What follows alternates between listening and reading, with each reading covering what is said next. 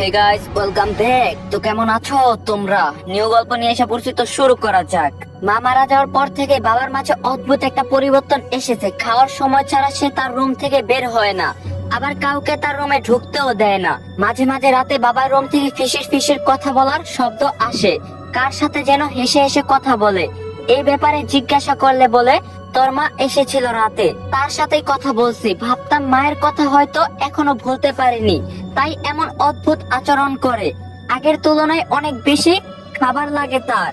খাবার বেশি লাগে সেটা নিয়ে কিছু বলছি না, তার সাধারণত একজন মানুষ যতটুক খায় সে তার চার গুণ খায়। দিন দিন বাবার পাগলামি বেড়েই চলছে। মা মারা গিয়েছে আজ 2 মাস হলো। এই 2 মাসে বাবা একেবারের জন্য বাসার বাইরে যায়নি, বাইরের আলো দেখেনি। অনেক চেষ্টা করেও তাকে বাসা থেকে বের করতে পারিনি। আমার নাম রিস্পা, আমরা এক ভাই এক বোন। ভাইয়া পড়ালেখার সুবাদে কলেজের হোস্টেলেই থাকে, বাবা আর আমি বাসায় থাকি। 2 মাস আগে হঠাৎ করে মা ঘুমের মাঝে স্ট্রোক করে শেষ নিঃশ্বাস ত্যাগ করে। আমাদের সবকিছু যেন অন্ধকার হয়ে যায় মাকে হারিয়ে। আমরা ভাই বোন সেই কষ্ট কাটিয়ে উঠতে পারলেও বাবা এখনো পারেনি। বাবা অনেক ভালোবাসতো মাকে। বের হওয়ার পর থেকে তাদের কখনো ঝগড়া করতে দেখিনি, এমনকি কখনো কথা কাটাকাটিও না। সুখী দম্পতির কোনো উদাহরণ দিতে হয় তাহলে আমার বাবা মা সেই উদাহরণ ছিল। আমি মাদ্রাসায় পড়ি, আলিম 2য় বর্ষে, তাই বোরকা ছাড়া বাসা থেকে বের হই না। ইসলামিক রাজনীতি মেনে চলার চেষ্টা করি। 5 ওয়াক্ত নামাজ পড়ি আর মাঝে মাঝে শেষ রাতে তাহাজ্জুদ পড়ি।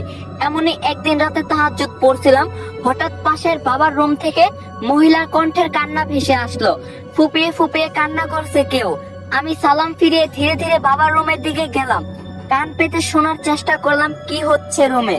শুনতে পেলাম একটা মহিলা কাঁদছে আর কাকুতি মিনতি করে বলছে, আমাকে আর ডেকো না দয়া করে, আমার খুব কষ্ট হয় এখানে আসলে।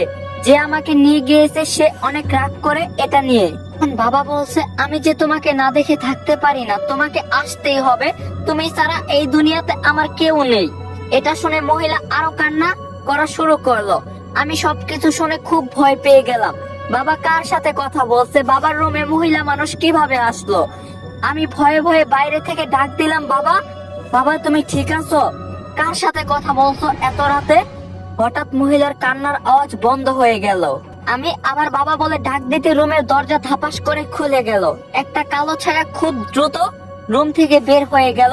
ছায়াটা বের হওয়ার সাথে সাথে আবার দরজাটা বন্ধ হয়ে গেল এবং মেন দরজার সামনে গিয়ে অদৃশ্য হয়ে গেল। আমার পুরো শরীর ঠান্ডা একটা অনুভূতি হলো, মনে হলো যেন একটা বরফের খন্ড আমার পাশ দিয়ে গেল। আমি ভয়ে যেখানে আছি সেখানে দাঁড়িয়ে রইলাম। এটা কি ছিল? বাবা কি জন্য কাউকে তার রুমে ঢুকতে দেয় না? গাইস, এই ভিডিওটি স্পন্সর করছে 1x। তোমরা তো 1x এর নাম শুনছোই। 1x হলো নাম্বার 1 ট্রাস্টেড সাইট। তোমার যদি ক্রিকেটে জ্ঞান থাকে তাহলে তুমি ক্রিকেট থেকে ভালো টাকা আর্ন করতে পারবা। তোমার যদি ফুটবলে ভালো জ্ঞান থাকে তোমরা ফুটবল থেকে ভালো টাকা আর্ন করতে পারবা। এছাড়াও সেখানে অনেক প্রকার গেম আছে যেটা খেলে তোমরা টাকা আর্ন করতে পারবা। এবং আমার প্রোমো কোড ইউজ করে ফার্স্ট ডিপোজিটে 200% বোনাস পেয়ে যাবা। সাথে আছে আইফোন 14 প্রো ম্যাক্স জেতার সুযোগ। তো লিংক থাকবে পিন কমেন্টে। আমি আবার বাবাকে ডাক দিতে যাব, এমন সময় পিছনে কারো উপস্থিতি টের পেলাম। কেমন যেন খচ খচ শব্দ করছে, যেমনটা নতুন কাপড় পরলে হয়। ভয়ে আমার গলা শুকিয়ে কাঠ হয়ে গেল।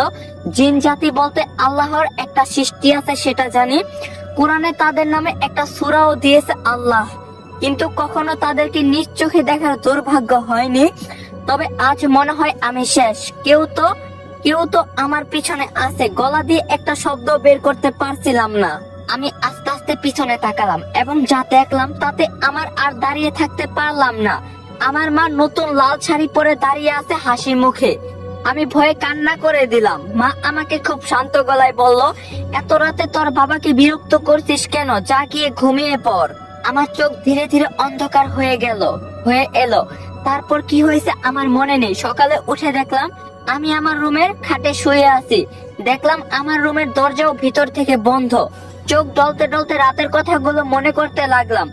কি হয়েছিল রাতে? এগুলো স্বপ্ন ছিল নিশ্চয়ই। আমি যেহেতু আমার বিছানায় আর দরজাও বন্ধ, কি বাজে স্বপ্ন দেখলাম। ঘড়ির দিকে তাকিয়ে দেখলাম প্রায় 10টা বেজে গিয়েছে। আমি তাড়াতাড়ি উঠে ফ্রেশ হয়ে নিলাম। 10:30টায় একটা ক্লাস আছে। খেয়াল করলাম বাবার রুমের দরজাটা হালকা ফাঁকা হয়ে আছে। কিভাবে যেন উকি মেরে দেখতে চাইলাম বাবা কি করে রুমে। দেখলাম বাবা জানালার কাছে দাঁড়িয়ে বাইরে বাইরে তাকিয়ে আছে এক মনে। মা মারা যাওয়ার পর চিরচেনা বাবাটাকে এখনো কেমন যেন অচেনা মনে হয়, কারোর সাথে কথাও বলে না। আমি নাস্তা করে বাবার জন্য টেবিলে নাস্তা রেখে বেরিয়ে পড়লাম মাদ্রাসার উদ্দেশ্যে। যাওয়ার আগে বাইরে থেকে বলে গেলাম, বাবা আমি মাদ্রাসায় যাচ্ছি, টেবিলের নাস্তা আছে খেয়ে নিও। বাসা থেকে বের হয়ে একটা রিস্কায় উঠে বসলাম। তখনই কোথা থেকে যেন গালিব ভাইয়া হন্তদন্ত হয়ে আমার সাথে রিস্কায় উঠে বসলো। আমি রাগ হয়ে বললাম, গালিব ভাইয়া এসব কি, নামেন বলছি, না হলে কিন্তু লোক জড়ো করে চিল্লাবো।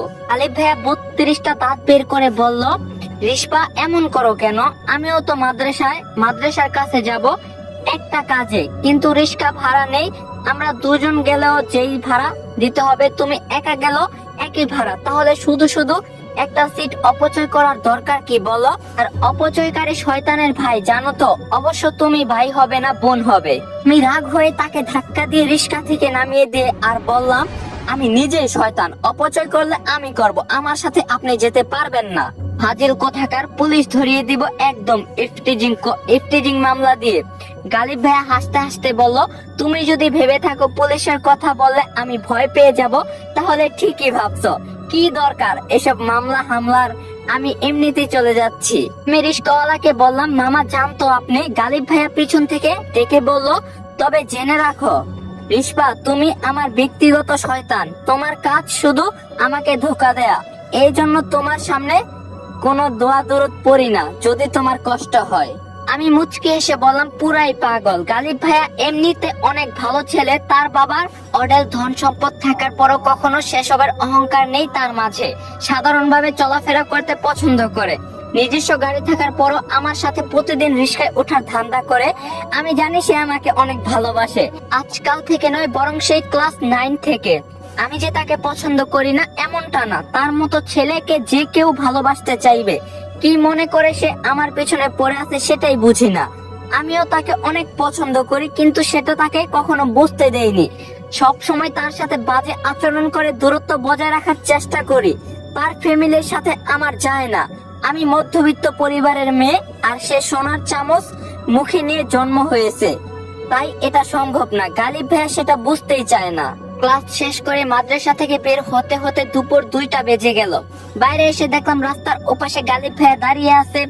এটা তার নিত্যদিনের রুটিন, তাই সেদিকে না তাকিয়ে আমার মতো আমি হাঁটা দিলাম বাসার দিকে। গালিব ভাইয়া দৌড়ে এসে আমার পাশে হাঁটতে লাগলো। আমি কিছু বললাম না, জানি বললেও সে যাবে না।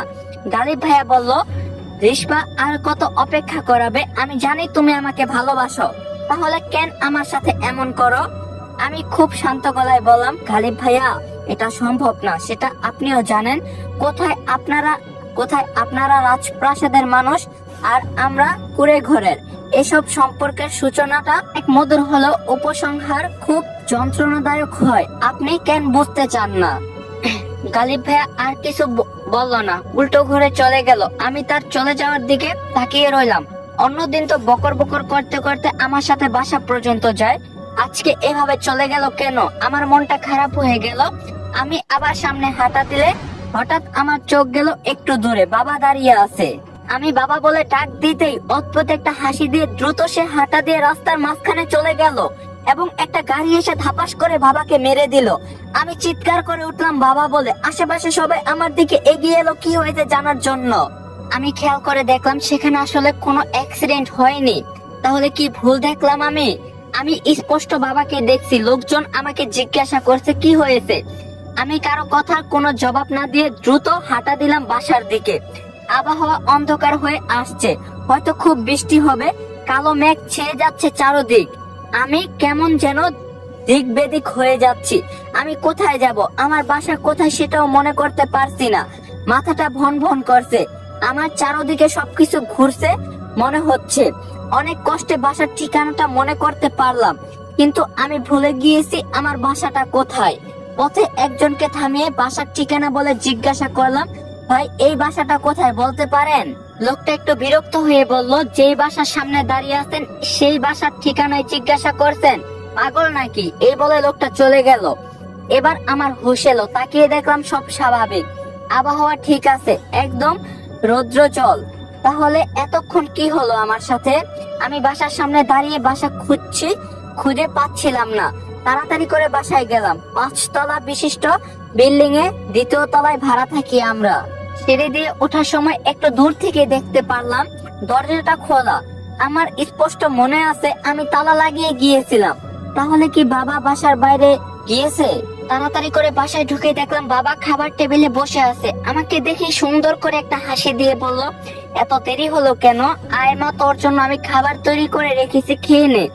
আমি খুব অবাক হলাম, আমার চোখে পানি চলে এলো। আজ 2 মাস পর বাবা আমার সাথে কথা বলছে। বাবাকে একদম স্বাভাবিক মনে হচ্ছে। তার হাসিটা এখন যেন আগের মতোই।